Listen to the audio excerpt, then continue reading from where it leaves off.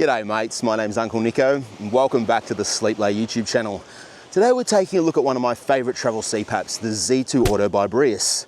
I've got a brand new one here, so we'll unbox it, I'll show you what's inside, we'll connect it up, program it, and then I'll share my top tips so you can use it like a pro. Alright, let's do it.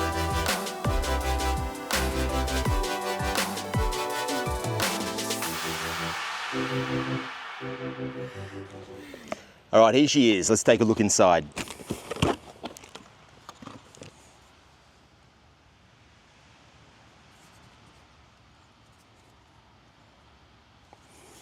And then we also have the accessory box, your AC power supply, heat moisture exchange filter, your Z2 tube adapter, the Q-Lite muffler, your 4-foot slimline tube, micro USB cable to connect up to your PC for the data viewer, replacement filter, and last of all, your manuals. But you won't need them because you've got me. Now you might have noticed that there's no mask included, so you will have to go and purchase a mask or use your current mask. And there's also no bag, which is a bit of a bummer. You can go and buy a little camera bag or whatever you need to put your gear in it. All right, let's connect it up. First, we connect up the AC/DC power supply. This end will go into the wall socket at home, and the other end goes into the back of the Z2. Next, we connect up the tube adapter, and this just plugs into the silicon port here, and just gently push it in. Now, I want to give you a really important tip right here. Be very gentle with the tube adapter when you're inserting and removing it. Just be very, very gentle. The reason being is this silicon section here can tear. It is resilient, it's quite strong. However, if you're rough with the tube adapter, you'll tear it, and this silicon section runs right through the machine. So if you tear that, you're in big trouble, you'll need to repair it. So just be gentle, use care when you're inserting and removing the tube adapter. And another tip, you might want to get a spare because people do seem to lose this little part and you can't connect the tube without it. Next, we'll connect up the Q-Lite muffler. Very simple. We'll just connect this end to the tube adapter,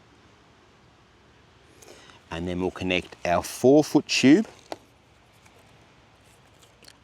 to the Q-Lite.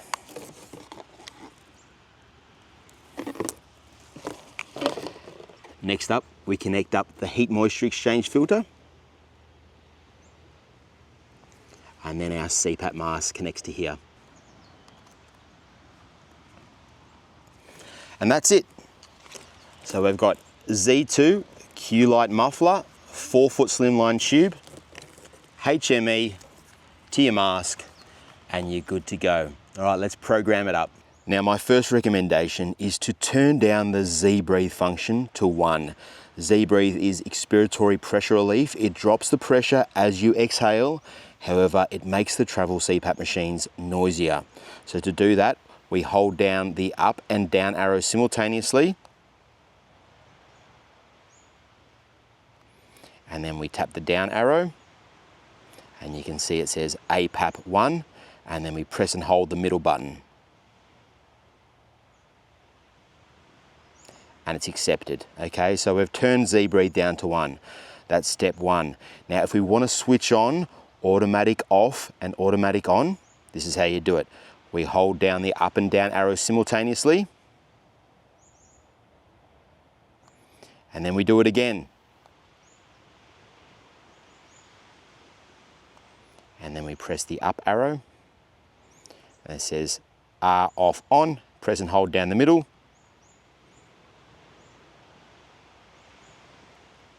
There we go. So now we can put our mask on, start breathing heavily, and it should turn on, and vice versa. When you take the mask off, it should turn off. Now, like all CPAP machines, this can sometimes be a little bit hit and miss, especially with the pillow style masks. All right. Now let's go into the clinical settings and adjust the pressures. So press and hold down the middle button. And then it says APAP lock. Press and hold down the up and down arrows simultaneously to unlock the device. And now it's unlocked. Now this is the upper limit, the pressure max for the automatic, currently set to 20. We can reduce this value down if we're finding that the pressure is going too high, it's disturbing our sleep and causing problems. We can bring that down. All right, let's bring it down to 13, and then we press and hold the middle button to lock it in. There we go. Now the CPAP machine won't go above 13. Same with the APAP low here. This is the lowest value, the pressure min. And if we like, we can increase this a little bit. And we need to do this if we want to run a ramp period, gradually build up the pressure over a set period of time. So we're going to start with 6. A lot of CPAP users find that 4 centimeters can feel suffocating, like you're breathing through a straw. So increasing the pressure slightly can make it a bit more comfortable when you're starting therapy. So we'll hold that down now to lock in the APAP low. So now we've got a pressure min of 6, a pressure max of 13, and we're in APAP mode, automatic mode. So the device will monitor your breathing and then it will adjust the pressure automatically to keep you breathing. Put it that way. Now let's set the ramp. To set the ramp, we press and hold the up arrow. All right, now it's currently set to 0 minutes. We can increase the ramp, let's say to 25 minutes, and then press and hold the middle button again to lock into place. And now we're going to set the ramp pressure. So I'll press and hold the right arrow. Currently 4. Let's bring it up to 4.5. Press and hold down the middle button to lock it into place, and then I'll explain the current settings. All right, so our current settings are as follows. The pressure delivery will start at 4.5 centimeters. Over 25 minutes, it will increase gradually. That's the ramp. 4.5, 4.6, up to our min pressure, which is currently at 6. We set that before in the clinical menu when we press and held this middle button. Then during the night, if we stop breathing, the automatic pressure will increase to force more air into our lungs, but it will never go above 13 currently because we set that as our pressure max. Now I just set that 13 as a random value. You might like to leave it at 20 if you want to. However, normally the best practice is to reduce the automatic pressure range. That's the difference between your pressure min, ours is currently set to 6, and the pressure max currently set to 13. You want to fine tune that pressure range to be as narrow as possible. And normally a good spot to set your pressure min is somewhere near your average pressure value, your median level. So through the night, the automatic is delivering a range of pressures, but ideally you want to set that pressure min at your median level, your average level, and then your pressure max you can set up a little bit higher. Now, although this is an automatic machine, we can run it in fixed pressure CPAP mode, set to 1 level, and here's how you do that. Press and hold down the up and down arrows simultaneously. And now we want to switch this APAP 1 to CPAP 1. So keep going until you see CPAP 1. There it is. And then we press and hold down the middle button. And now when we go into the clinical settings, press and hold down the middle button. We have CPAP, and this is our fixed pressure value, and we can go up or down. And then press and hold to lock into place. So now the device will start at 4.5. This is our ramp pressure. See it, 4.5. So it'll start at 4.5, and then over 25 minutes, it will go 4.5, 4.6, up to 8 centimeters. And once it reaches 8 centimeters, it will just deliver fixed pressure, stay at 8 centimeters for the whole night. And some people prefer that. Instead of the pressure jumping around automatically, sometimes it's low, sometimes it's high, with fixed pressure, you're breathing against one set pressure for the whole night. And for most people, it actually improves efficacy, the treatment of sleep apnea, because you're not waiting for the device to respond to any breathing events. The pressure's already there. It's already pushing air into your lungs, not gradually increasing up over time when you stop breathing. All right, and that, my friends, is how you program the Z2 Auto. I'll quickly show you how to change the filter now. Just in here, so you just peel that off. Get your finger in under there. Here's the filter. And I'd recommend changing that every 1 to 2 months, depending on the environment. Now, I mentioned earlier in the video that the Z2 Auto is one of my favorite travel CPAP machines. Now, in my opinion, this device and the ResMed Air Mini are your two best options. Very similar size, very similar weight. I like that this device has a screen. Call me old-fashioned, but I like it. With the Air Mini, every time you want to change something, you got to hook it up via Bluetooth, power it up, go into your phone and change the settings. With this one here, it's just easy. You just go boop, boop, boop, and it's done. I like that. I like that this device is a 12-volt device. The ResMed Air Mini is a 24-volt device. So with this device, if you're a truckie or you've got a motorhome or a boat, whatever it is, if you've got a 12-volt cigarette socket, you can literally just plug it straight into that and run it from the 12-volt socket. Awesome. Now I'm running it from a battery right now. Actually running it from USB-C. Right? You can pick up a little USB-C cable for this device. And this is just an AirPro power bank, 100 watt hours. It'll run this machine for 2 nights on a single charge. How cool is that? You can go anywhere you want, 2 nights. Now, I have been doing a few videos on the Zopec Explore Mini, similar type battery. It's got USB-C as well, quick charge. You can run it from that as well, but you'll just need to get the cable for the Z2. I don't think it's included. And last of all, you can use any CPAP mask with the Z2 without the need for an adapter. All right, now let's move on to some of my top tips. Now, if you didn't know already, travel CPAP machines are a little bit noisier than your full-size units.